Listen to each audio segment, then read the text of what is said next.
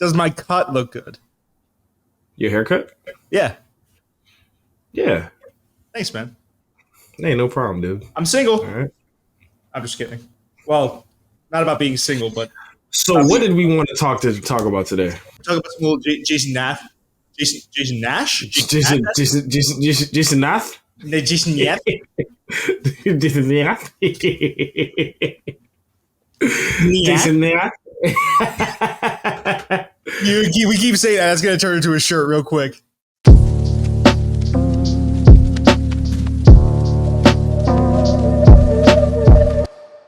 All right, so talk to us about Jason Nash. Well, I can't because you know a lot more than I do. All right, so let me edit this out of the cut. Hold on, wait. Reset. Whoop. So go right ahead and jump in.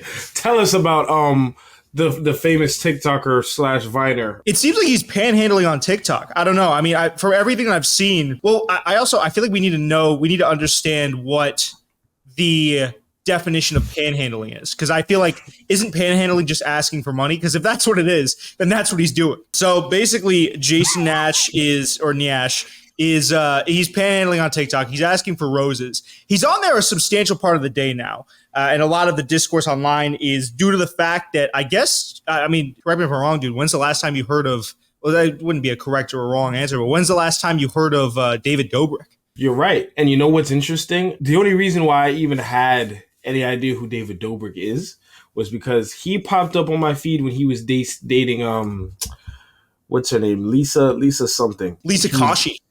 Yes. When he was Lisa Nash.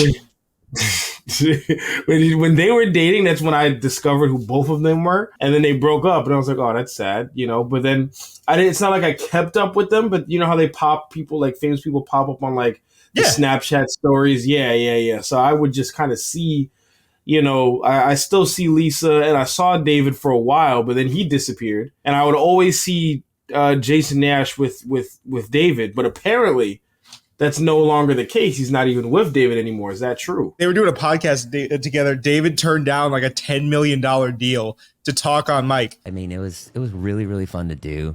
I don't think we'll ever do it again. Why is that? I just, I don't want to speak for him, but he just doesn't like doing it. He doesn't like doing it. He's just not into it. That's totally fine. He's just not into it. Like It's fair. But why did he turn it down? That's my question. I think because he's filthy fucking rich, man. Probably because like $10 million to David Dobrik at this point is like, that'd be like if Spotify offered us $10 to have an exclusivity deal for the podcast. We'd probably be like, what? No. I'm trying to understand why.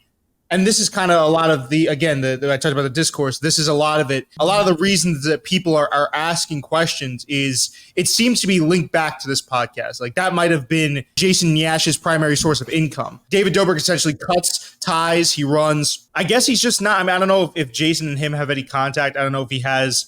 What do they call themselves? The Vlog Squad or something? Jason Nash has been, for lack of a better word. See, that's the thing. I don't know if he's been surviving off of TikTok. I don't know if he's been doing well for himself off of TikTok. I don't really know how the monetization model on TikTok works, to be quite fair. Like, I don't know if a rose equals $1 or $5 or 30 cents. Yeah, I don't know what that stuff means at all. I know that you can make money off of TikTok. I know you can. I know there's a way to do it. I don't know if it's probably not generational money. That's the thing is, like, I've always wondered about that model. Like the model of what the revenue shares are. Like I think CPM on YouTube can fluctuate, right? Depending on how family friendly your content is. I've seen some wild TikToks. So I'm wondering if $1 stretches the same way, or if when you go live, it stretches the same way.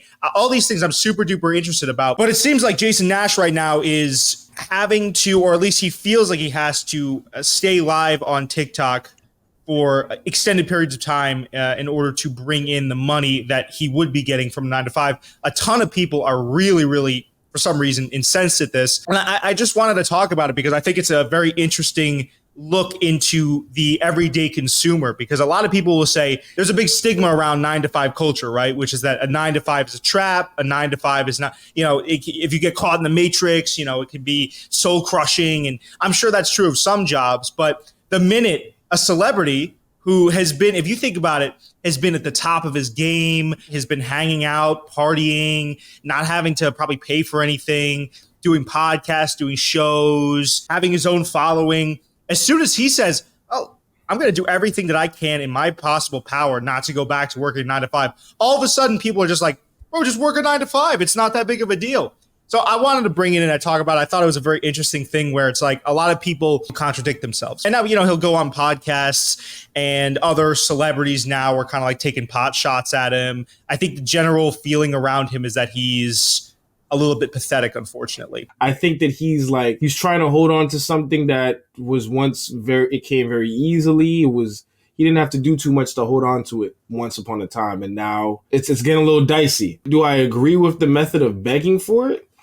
I don't know. I don't think I agree with that. Do I agree that he necessarily should go run out and grab a 9 to 5? I don't know. I think right now what he needs to do is he needs to reevaluate what he's doing in terms of what works. If you feel comfortable going to people and begging for things instead of trying to find a way out, whether that's working a 9 to 5, whether that's finding something that's a little bit more creative, whether that's finding a new field to get into. Who knows? Maybe he's doing that and we don't know. He could be. And you know what? Credits to him. Maybe he needs a little boost in that, and that's why he's doing the whole begging thing. And, if you want to take shots at him because he's doing it, I personally won't.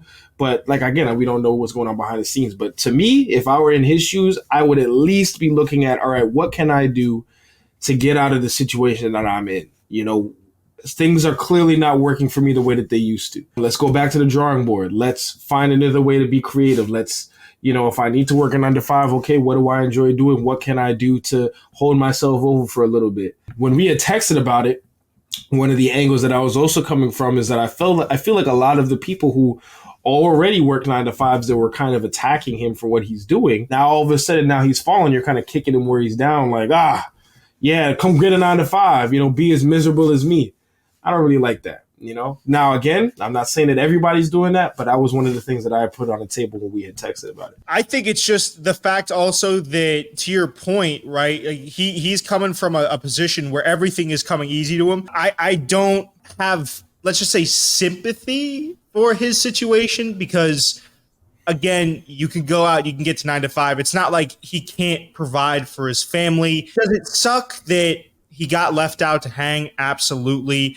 Can you also, to your point, dude, I like the other point that you made as well, where it's like, if you're Jason Nash, if you get a 9 to 5, that's content right there. You could say going from being an influencer to a 9 to 5 and document that journey. All of a sudden your video gets 2 million views and that's the rent or whatever payments he has to make, paid off. There's also connections that I'm sure he has to all those people out there in LA. I think a lot of people are stuck in the mindset that you describe where it's like if they get changed to a 9 to 5, they feel like they can't go or do anything else or go anywhere or do anything else. There is so much opportunity. With that in mind, that does make Jason Nash, being that he does have so many options, I wouldn't say that makes him look pathetic. And that's why I wanted to say I don't feel sympathy for him, but I'm looking at the situation very candidly and honestly and logically. I think it speaks to how not easy it is to make money nowadays, but how many avenues there are if you're really willing to grovel. But that could also be hurting Nash. He could be more inventive, and I feel like the more inventive he could get, he would guarantee himself most likely some better streams of revenue. It's kind of like taking a man or giving a man a fish or teaching a man to fish. You give a man a fish, he'll eat that one fish. You teach him to fish. Sustainability, I feel like from everything that I've heard is the name of the game when making content and not having to return back to that 9 to 5 lifestyle, which is also not that bad. Do you imagine what a resume builder it is to say I ran a YouTube channel, especially nowadays with millions of fans that I kept entertained for years? If I were an employer, I'd say there's something there for sure. But you gotta go to the right employers. If your mindset is too small and you're just thinking about getting a 9 to 5 at Walmart instead of trying to apply yourself to bigger places, because I can attest to that because I know that mindset, right? I'm now in a position where I could become a teacher, right? But before this, I never had that mindset. My mindset was, why would I do that? Why would I want to teach math or science? But why would I be teaching math or science? That's not my subject. But if you told me, oh, by the way, bro, you could obviously teach what your passion is. You could teach digital media. You could do, and then my mind opened up to that, like, oh, you're right. I could do that. I could sit down and interact with kids, and I see that already now.